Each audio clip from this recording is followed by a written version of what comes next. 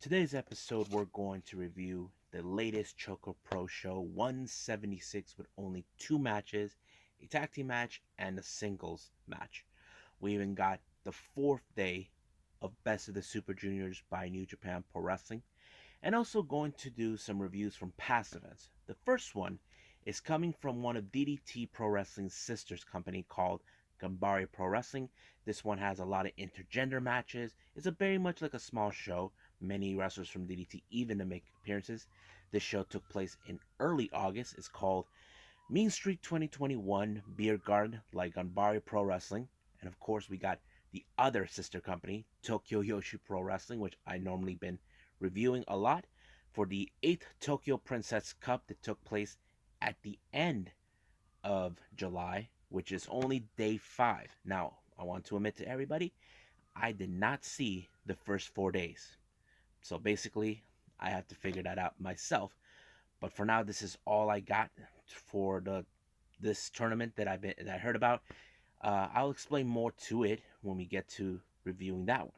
But right now, let's get started with another episode of the Leader Wrestle Zone.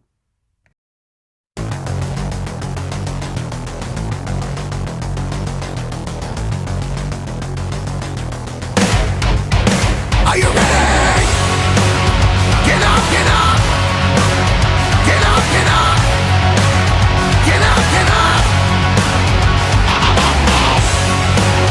Get up, get up! Get up, get up! Get up, get up!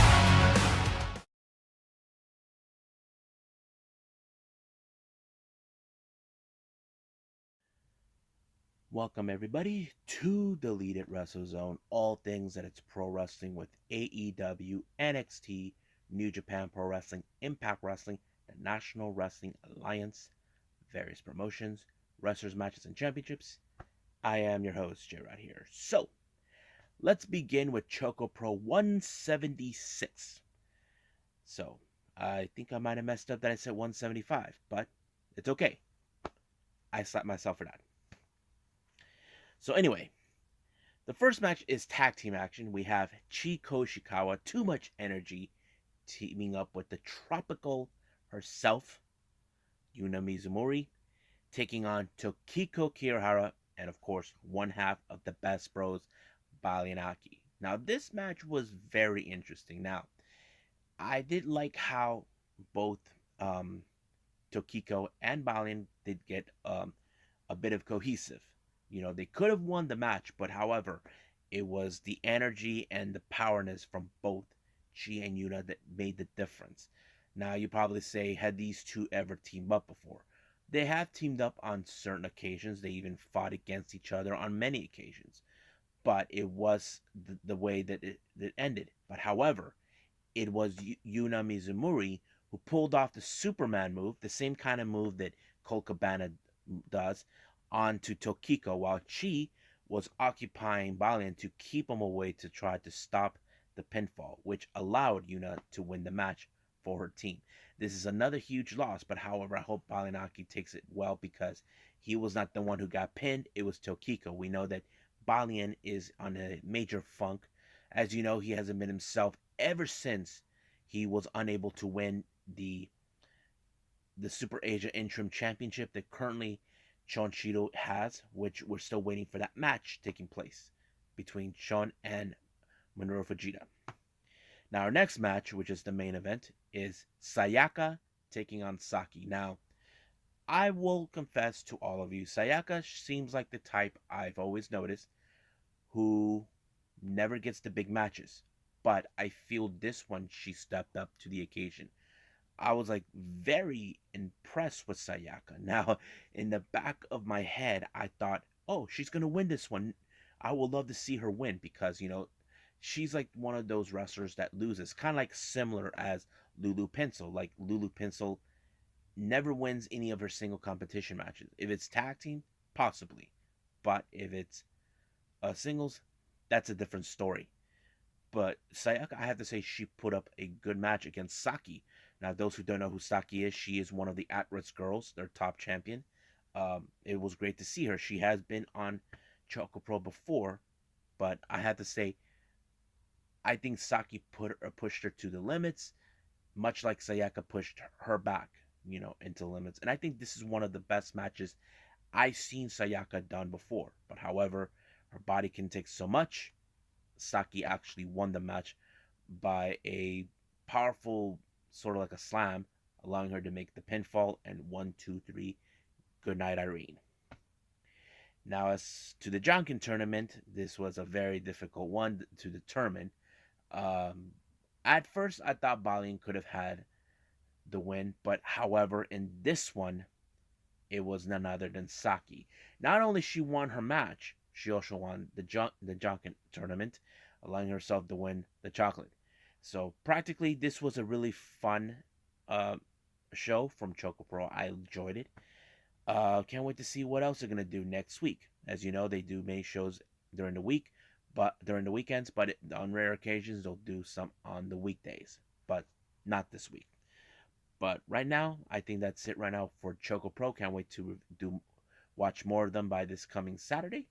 But let's move on with New Japan Pro Wrestling.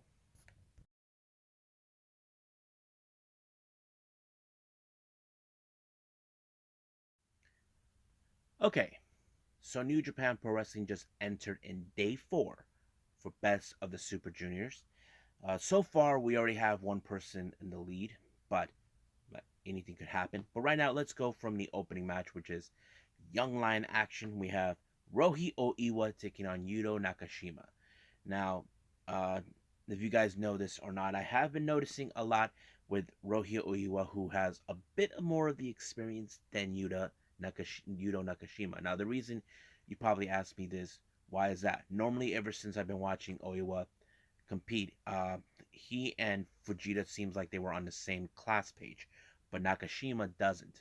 But Nakashima has ended up mostly on receiving ends of time limit draws, but this time it was Rohi Oiwa who pulled off the submission move with an armbar or so. I think that's what it was, and boom, it was over right there when Nakashima had no other choice but to tap out. Now we get to the matches involving, of course, the best of the Super Juniors. First match, we got Suzuki-gun Showdown. We have Doiki and Yoshinobu Kanemaru. Now, this was a very interesting match. Now, these two guys are not afraid to do the craziest things. You've seen Doiki, he has that pipe, of course, and Kanemaru has the bottle of whiskey that he likes to spin in people's eyes. So they don't mind taking things to the extreme. Now, many people would have assumed, okay, Doiki could win this one, but the experience of Kanemaru kind of fits in better. Basically, he pulled off a really good victory, allowing himself to win.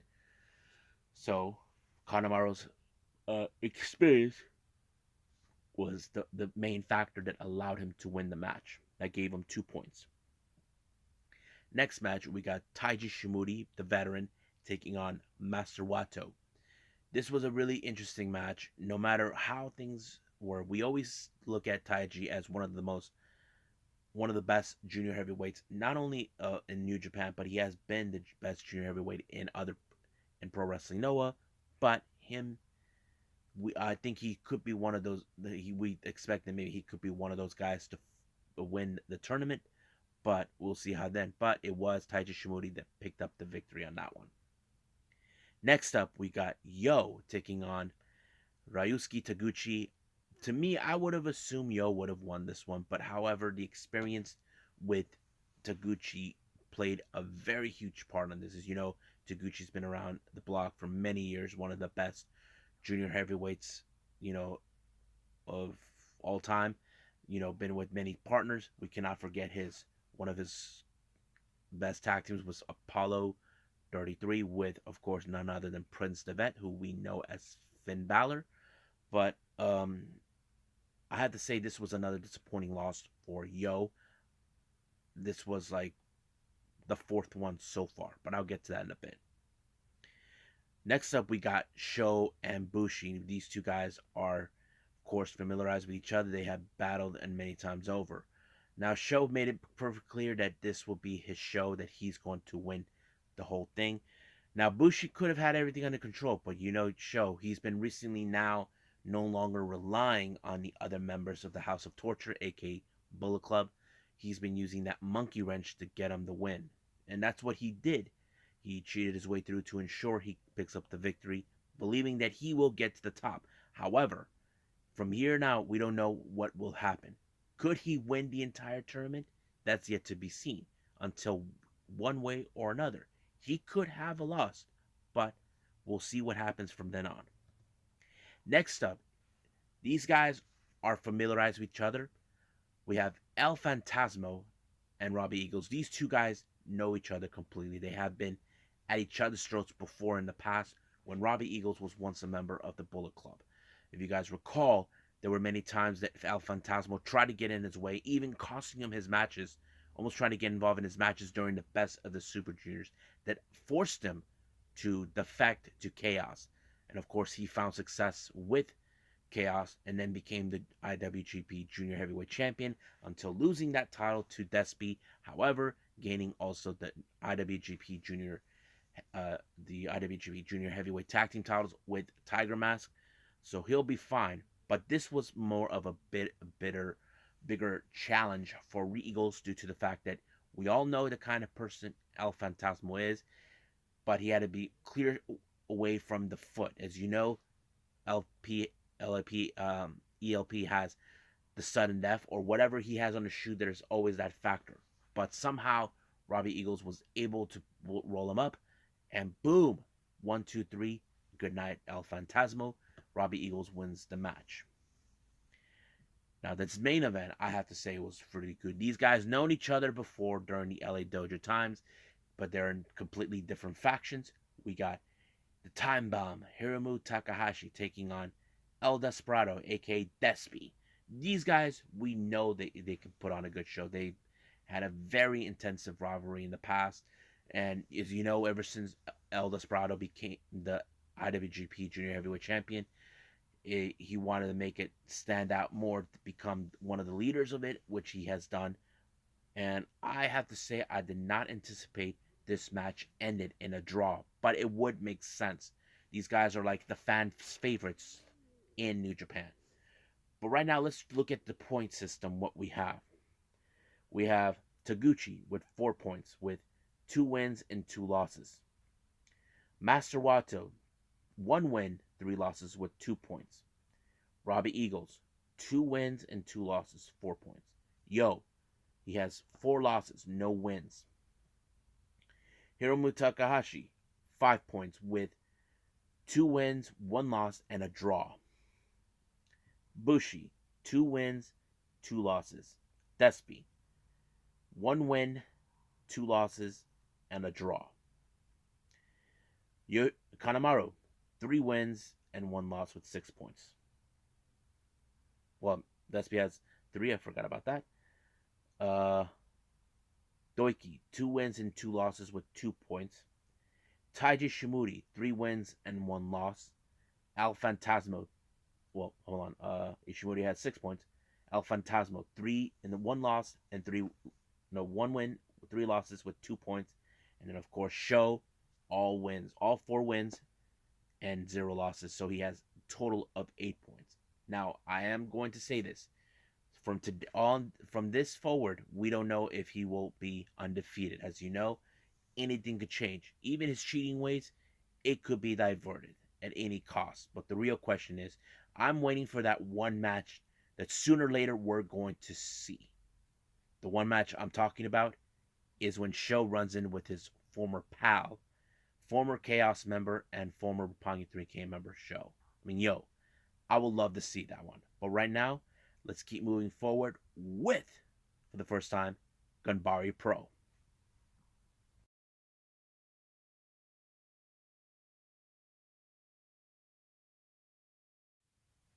Alrighty, so right now, let's do Ganbare Pro. Now, those who don't know what Ganbare Pro is, this is a sister promotion from DDT Pro Wrestling, as well part of Cyber Fight, which is the main company that owns DDT Pro Wrestling, Pro Wrestling Noah, Tokyo Joshi Pro, and of course some Ganbare. But in the past, they used to have another promotion called Pro Wrestling Bazaar. Now, I haven't heard anything since then from them. that's another conversation for another time. However, this is Ganbare Pro. Now, this promotion is a little more different than any other. Basically, these are all freelance wrestlers, wrestlers that even appeared on DDT Pro Wrestling and maybe other promotions. And on occasions, they'll have certain titles that they would put on the line, mostly if they come from DDT or from others, depending if there's a coexistence. Um, Normally, they'll have like intergender matches or anything more fun. It's a lot more different than than I normally would expect, but it was a lot of fun. So let's go with the first match. We have Shu Sakurai taking on Takahiro um, Kotaro, which is no Kotari. This match was a little more interesting because um, Katori was more. He kind of reminds me of like the young guy who's just wants to have fun, and you look at Sakurai, who's, how do I say this, taking things seriously. But however, uh, there are times I did notice that um, Kato Tori was really taking a bit more seriously, and he somehow was able to pull off a victory by rolling up Sakurai in the match, and boom, 1, 2, 3, goodbye Irene. Next up, well, this is the Battle of the Yunas. We got, of course, Yuna Mizumori, who we've seen on Got to Move, taking on legend Manaze. This was a very interesting match. These two have known each other for many years. They even trained together, and of course, this was a really fun match because I know Yuna Mizumori. She's like a bit of a firecracker when it comes to facing whoever gets in her way. But Yuna Manaze, she is much more experienced than her. And that kind of plays out pretty well as well because it was her who pinned Yuna Mizumori in this match, allowing herself to pick up the victory. Now, our next match was a really fun match. This one was with Arukaze, Shota, and Onro, who is the promoter of Triple Six, which is another one of those death match hardcore promotions, taking on who was it?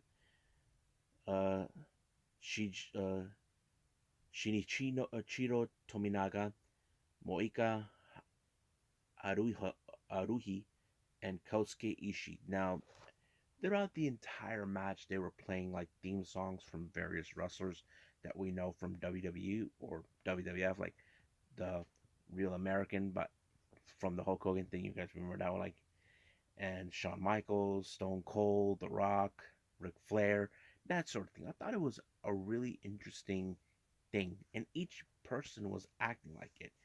You know, they just pretended that they were that one wrestler, but it was Arukaze who picked up the victory when she pinned uh, Moika, and it was really good. I liked it.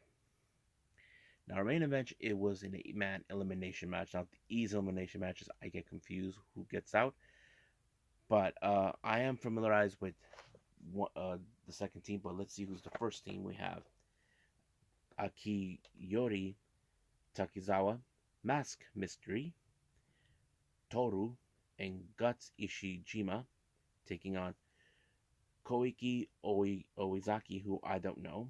There's Yumehiro Imanari, who I know him from Purple World Order.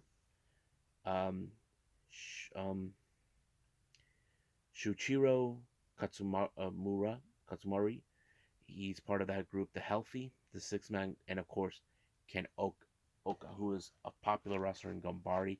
He always comes out in a cowboy outfit. I thought it was a fun match, but the elimination, I got confused who was getting. But I can tell you this: it was Ken Oka who made the final victory when he pinned Guts Ishijima in this match. It was pretty good, but however, there was a bit of a um, how to say, bit of a brawl after the match was over because there are those that say this is not fair, this is not how it's supposed to win, that sort of thing. But it was pretty good. I think the show was pretty much. There will be more Gambari shows that I will be reviewing down the line, and hope you guys will take a look at it too. You can find it on uh, watchprowrestling.live.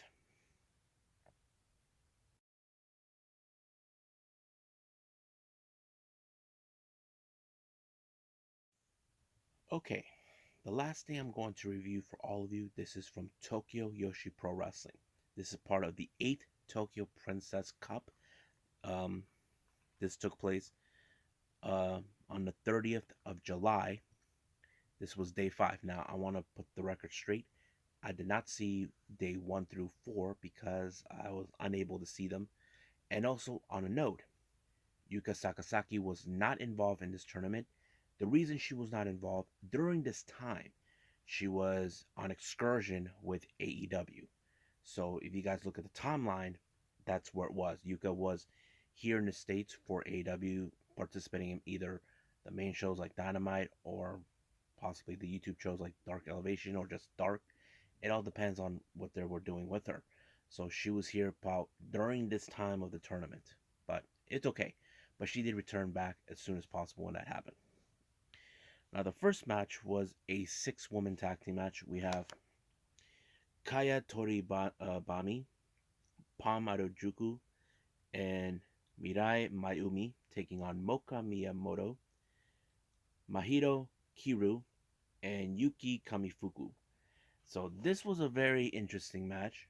Um, to be honest with you, the only strong competitors that I did see in this one is mostly my Mayumi, no, Mayumi, and of course Kamifuku, who is they're two of the most strongest competitors. But I was surprised that it was Palm who did the final blow when she did like a sort of like a scissor kick on top of Mocha, and it was pretty sweet. I think she picked up a really good victory on this one.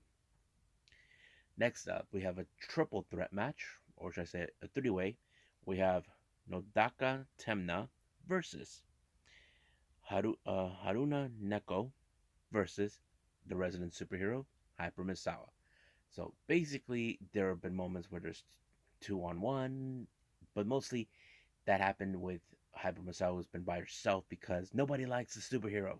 I don't know why, but somehow Hyper was able to overcome the odds when she pinned a Neko in this match completely, and somehow managed to get rid of Temna, not to get it put her in the mix. Somehow she outsmarted her, but it was pretty good.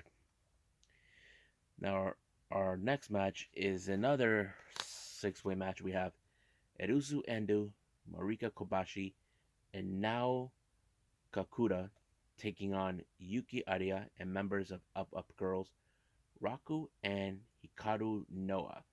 This was also a pretty good match because, as you know, um, Yuki Arai is getting a bit more experience.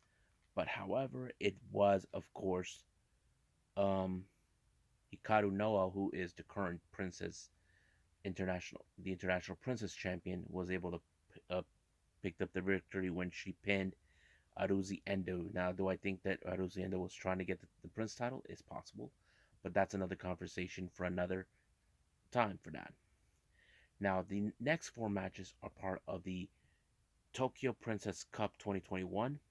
This is the quarterfinal matches, so let's see what we have. First match is Suzumi taking on Maki Ito. Now, Suzumi interrupted Maki Ito's moment doing her little singing and dancing, but you know Maki Ito, do not interrupt her. Yeah, you heard me right. But however, you know how Maki Ito is. She has a big, strong head. Nothing gets through her, but it was her who picked up the victory. Now, many fans could say Maki Ito is the fan favorite to win, and I would say the same thing too. So she picked up a very good victory. Next up, Miyu Watanabe taking on Yuki Aino.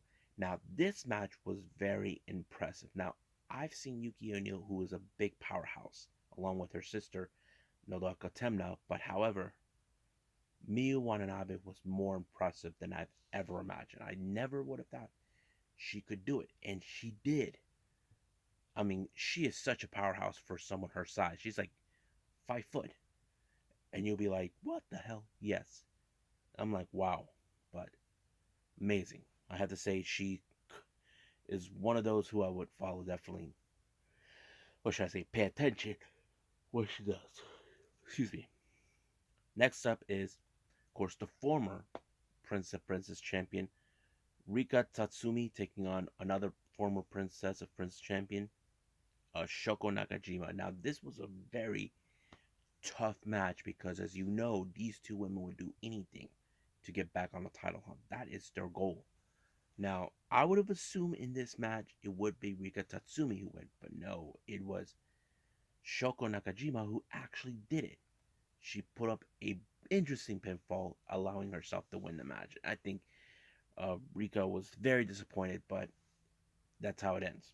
Now, our final match, we have Mizuki taking on Miyu Yamashita. Now, if Yamashita would have won, she would be deciding who would be challenging her for the title. But this time, I was a bit surprised with Mizuki that she was able to pull it off. I'm like, wow. I think it was pretty amazing of her. So she's one of those people that we definitely can pay attention when it comes to tournaments like this.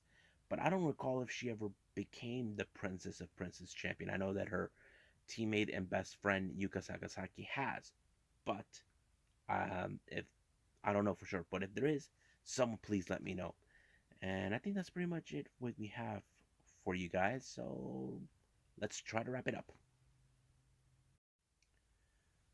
Well, I hope you guys enjoyed this episode.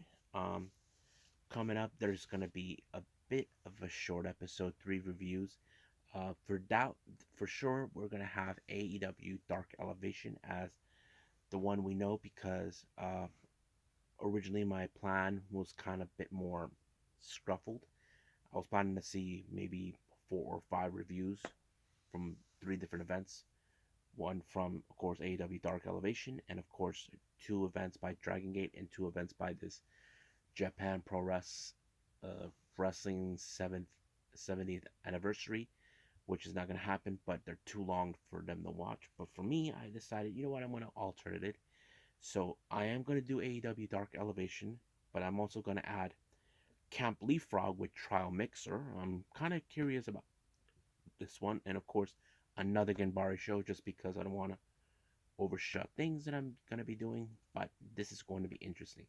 But in this Ganbare show, the Yoshi girls take over, so this is their show. But for now, I'll see you guys in the next DWZ time. Same DWZ channel. I must bid all of you adieu. So goodbye. Mwah, and have a nice day.